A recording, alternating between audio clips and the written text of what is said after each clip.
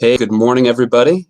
I hope you all had a wonderful Christmas. And I don't really have a Christmas message for you, um, but it has to do a little bit with Christmas. And so I put a trivia question in the chat there, and we'll see if anyone gets it, about what happened 244 years ago today.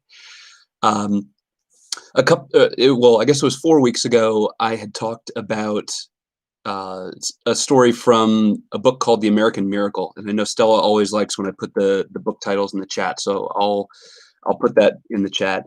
Um, I'm going to tell you a little bit more information from that book today. It's phenomenal. If you like history and you love our country, then you would absolutely love that book. Just talking about divine providence in the rise of the republic. And uh, if you don't like history, you probably won't care for today's message, but that's okay. Um, it really kind of discusses the idea of happy accidents versus divine providence. And there are just so many totally bizarre, weird things that happened in our history that if you it's kind of hard not to believe in God when you read everything that happened, all of the ways that our country could have gone awry, all the ways that we might not have survived, um, but how we somehow did. And so I did the story of the Pilgrims 4 weeks ago. This morning I want to do a story of George Washington, because George Washington lived a very difficult life, as many people did in that time. And I think it's instructive to take a look at the life of George Washington and to see how God worked in his life amidst the struggle. So, George's life was kind of difficult from the beginning. He was the first child of his father's second marriage. His half sister Jane died when he was 2 years old. His full sister Mildred died before he was 8. His father Augustine died when his father was 48 and when George was 11.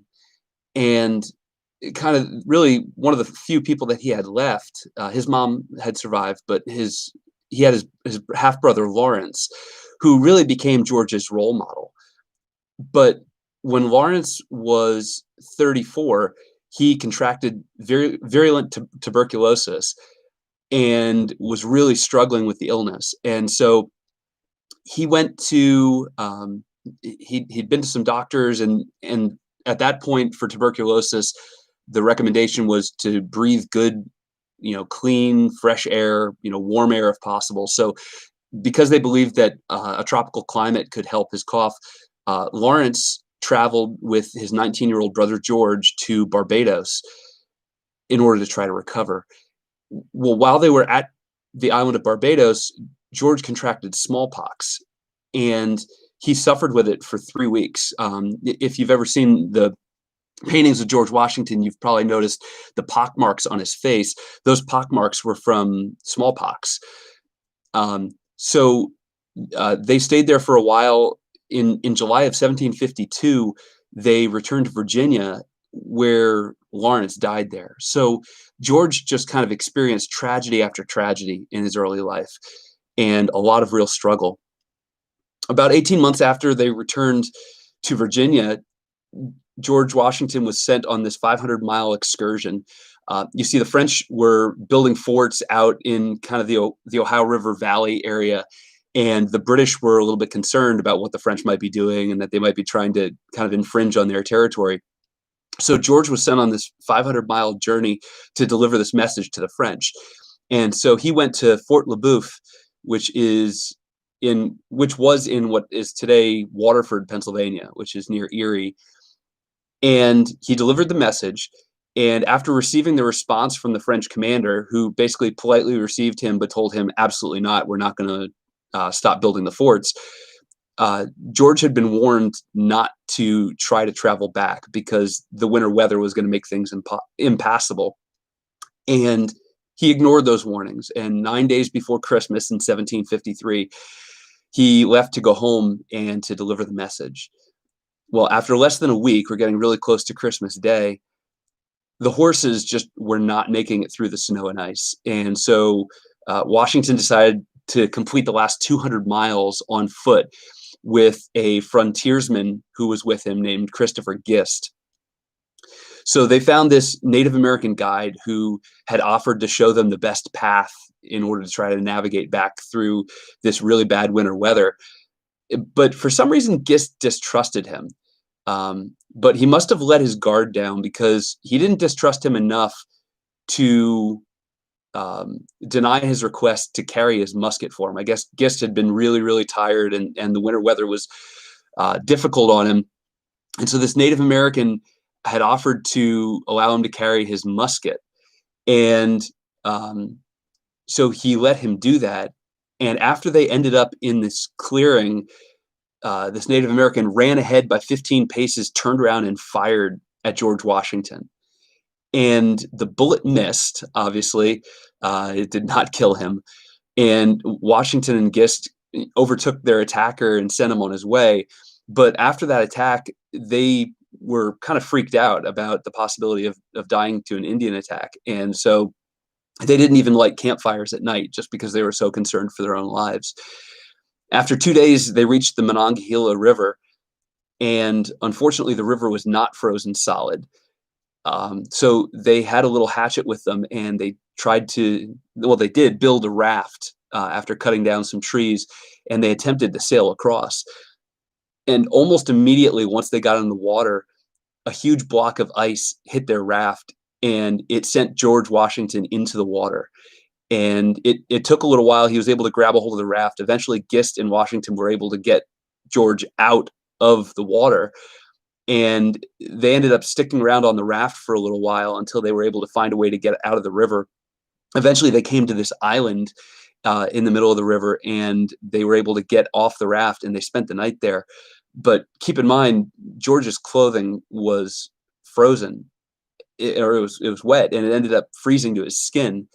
And the night actually got so cold that in the morning when they woke up, the river was a sheet of ice. And fortunately, that allowed them to walk across in order to get home.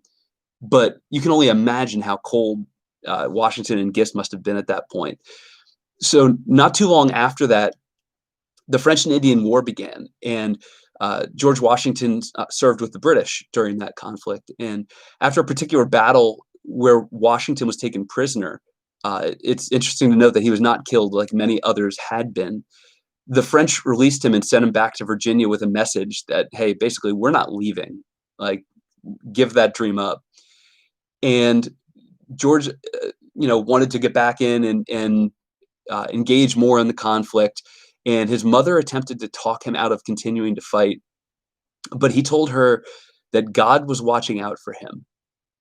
And his mom relented and basically agreed that, yes, God is watching out for you. And so she committed to pray for him as he went back into the war. Well, in July of 1755, just before the Battle of the Monongahela, George Washington was suffering from dysentery. And I don't think I've ever had dysentery, so maybe not everyone knows what that is. Basically, really bad diarrhea, really bad rectal pain. Sorry, this is gross, but it could have been bleeding, really bad hemorrhoids, but basically really stomach sick, and the lower end not being so happy. And it was so bad that George had to ride on pillows because of the agony of that pain. Well, so he rode into this battle, and the battle was an absolute disaster for the British. 977 of the 1,459 British were either killed or wounded. That's basically 2/3 of everyone who went into that battle was killed or wounded. And General Edward Braddock, who was leading them into that battle, was among those who were wounded. In fact, there was one report in the book that said of all of the officers that went into the battle, they believe Washington was the only one who was not either killed or wounded. But Braddock started relying on Washington to communicate to his troops. And during this battle, You've probably heard about this. George had two horses shot out from under him. So just keep in mind, he has a horse shot out from under him. This happens to be the horse where he has his pillows on because his dysentery makes it so painful to ride. He jumps on another horse, probably not having time to grab the pillows. A few minutes later, the second horse is shot out from under him. And then he jumps on a third horse and continues to fight. This is also the battle where he had his hat shot off his head and he ended up with 4 bullet holes in his coat. And it's just an incredible thought of, man, God was really protecting him. There were so many. It would have been so easy for him to die in that conflict. He wasn't touched by any of those bullets, but his stomach pain was absolutely terrible. Well, adding insult to injury, after the battle was over, General Braddock sent Washington on this 40-mile ride through the night to get reinforcements, and George had almost no strength left, but he made it anyway. The next day, he ended up riding back to deliver the message that the reinforcements weren't coming. The other officer just declined to go and show up because of how badly the British were beaten by the French and the Indians. And shortly after General Braddock got that message back from Washington, he died. If you jump forward, and this is jumping forward almost 20 years, but when you get to the American Revolution, there's even more providence that shows up in the life of George Washington. On September 8th, 1779, just before the Battle of Brandywine, General Washington and another officer are riding to do some recon work, and they just got a little bit too close. They entered this clearing, and they're within the range of these 4 British sharpshooters. And one of them was Major Patrick Ferguson, who was the most celebrated marksman of his day. He actually invented the rifle that they used, called the Ferguson rifle. And for some reason, Washington enters this clearing, and there are these 4 snipers who are in trees. And for some reason, Major Ferguson decides that he would rather capture them than kill them. And he didn't recognize that it was George Washington, but he shouted for them to dismount. And instead, Washington and his companion just turned around and rode off.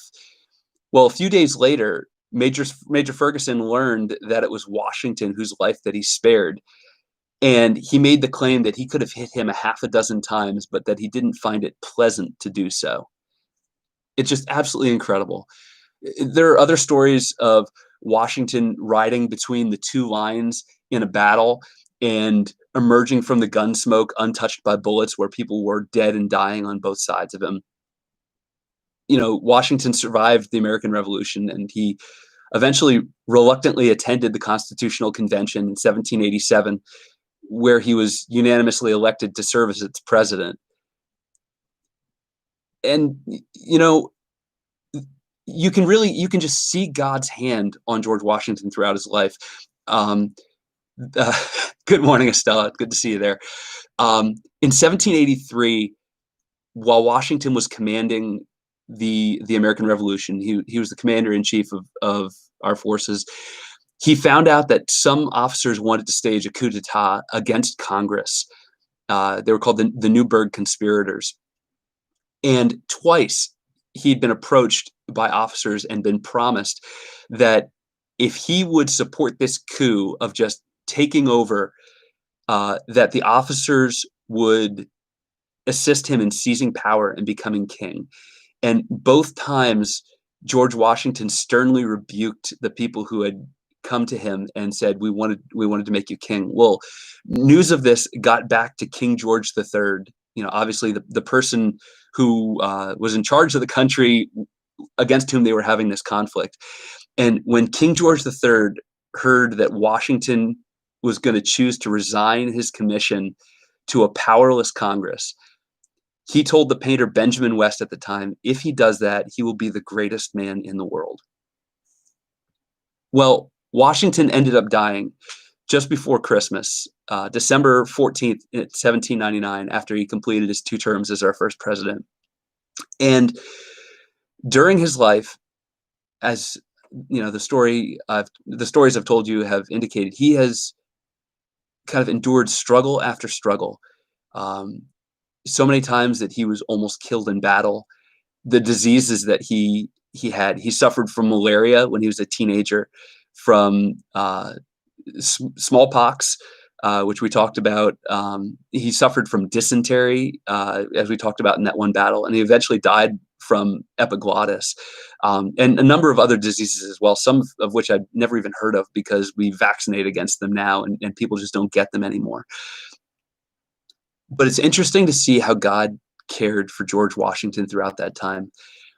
When he went down to Barbados with his brother and he contracted smallpox, that might have seemed like a really unfortunate occurrence, but smallpox had a huge outbreak between 1775 and 1782, and it was one of the biggest threats against the Continental Army when we were fighting the British during the American Revolution. And it was so deadly that about 1 in 3 who caught it died, and that was just tens of thousands of people. And so Washington, fortunately, because he had caught it earlier in life, he was immune. He had no fear of catching smallpox. And he actually started practicing mandatory quarantining for his troops when he would figure out that someone started to have symptoms of smallpox.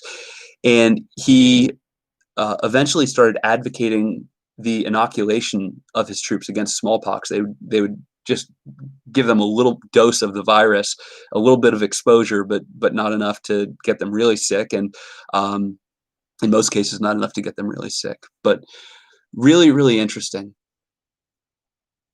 I want to address the myth that finding ourselves in God's favor means that we're going to have an easy life. I asked the trivia question earlier, and no one bid on it, but 244 years ago today.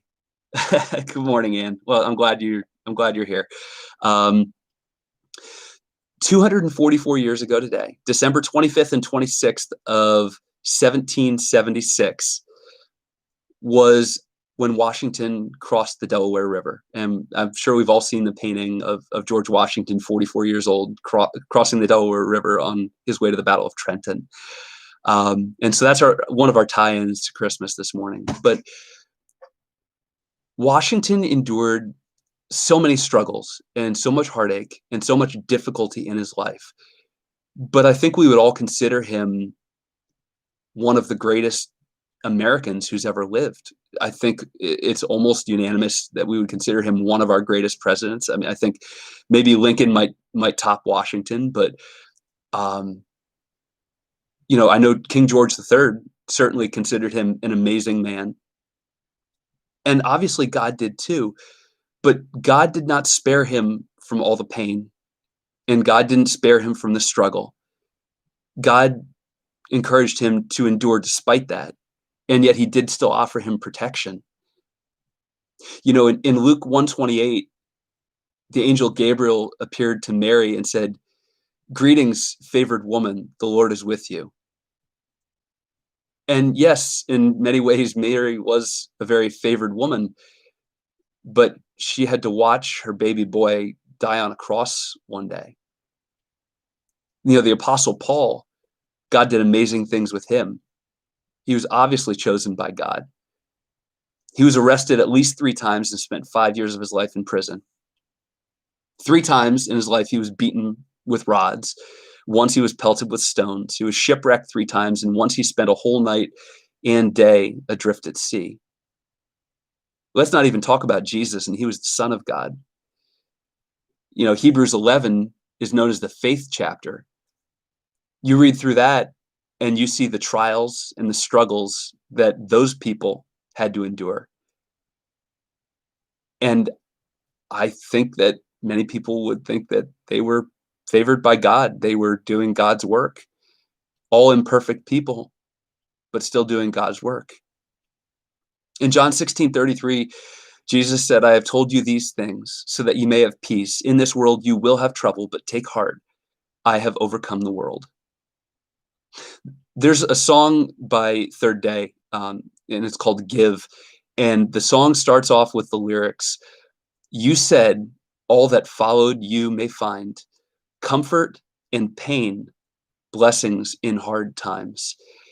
And I love those lyrics. It's something that I remind myself when I go through struggle in life, when I go through heartache, when things are just not going the way I want, because I think it's so easy to create this caricature of God and think that God, if we just do things the way he wants us to do them, God is going to make everything easy. God is going to, make our lives just, rainbows and unicorns. And that's not how it works. God offers us hope.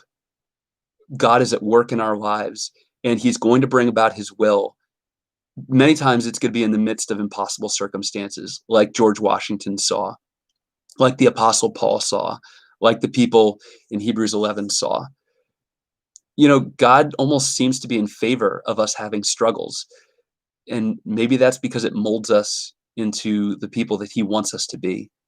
I remember having a meeting with Bud a few weeks back, and he made the statement that, people don't really tend to learn all that much in the good times. People always seem to learn the most in their trials and in their struggles. That's what brings people back to God. That's what increases our faith. And even beyond faith, that's what molds us into the people that we need to be. It's what gives us wisdom. It's what gives us perseverance and endurance. We often get so down when things don't go how we want. We get depressed and we get angry, thinking that life should be easier. But we need to put it in perspective. Things could almost always be worse. And some of God's most favored people had it the hardest. So I guess if you think about it, maybe we don't really want to be highly favored people. But I just want to encourage you. I know it has been a really tough year, and people have struggled, and people are angry, and they're frustrated, and they're sad and depressed, and it's just been a real struggle. But take courage, because Jesus has overcome the world, and we serve a God who understands our struggles, and we serve a God who loves us, even though sometimes we might not feel it, because we feel like he allows us to endure the struggles and the pain. It's just part of life. And someday we get to ask God and, try to ask him, why did you choose this path for us? Why did you allow us to go through these struggles? What was your goal in this particular circumstance in my life? And maybe we'll figure it out before heaven. Maybe we don't figure it out until then. But if you're struggling right now, if you're going through difficult times, take heart, because there have been plenty of people who did. Barb, I'm glad you enjoyed that. I also love history, and this book is excellent. There's a sequel to the book. This book kind of ends at Lincoln, and the sequel to the book picks up from Lincoln and goes forward in American history. And the stories are just incredible. There's so much cool stuff in there. There's a story about how some soldiers finding some cigars changed the course of the Civil War, which is one of my personal favorites in that book. But you'll have to read it and hear that story. But anyway, so let me pray for you, and we'll get on with our days.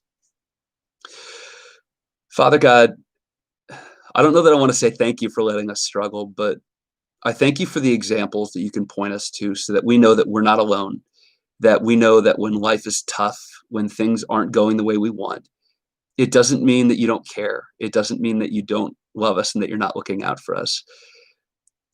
Lord, we can look at various examples in history where we can see your hand at work, because for anything to be different than the way it turned out, it seems like it was impossible odds for things to turn out the way that they did. And yet we see your hand at work, and we know that you were moving in a certain way, but yet you allowed your people to struggle. You allowed us to experience loss. You allowed us to experience pain. And Lord, you move to impose your will in this world. And if we're willing to be participants, we can be part of this great story that you're writing throughout history. Lord, help us as we struggle through a difficult time. Lord, as we struggle with anger and depression and frustration and just all the things that are going on right now. Lord, in this season of Christmas, remind us that there is hope. Lord, remind us that you do bring good out of the bad and that you use experiences like this to mold us and to create something absolutely beautiful out of our lives. Lord, I ask for you to encourage all my friends today, to give them hope. And um, Lord, just help us to submit our lives and our wills to you and allow you to make something amazing out of us.